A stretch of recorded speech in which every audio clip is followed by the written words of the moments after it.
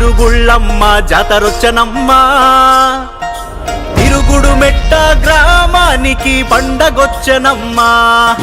సుమలమ్మ తిరుగుళ్ళమ్మ జాతరొచ్చనమ్మ తిరుగుడు మెట్ట గ్రామానికి పండగొచ్చనమ్మ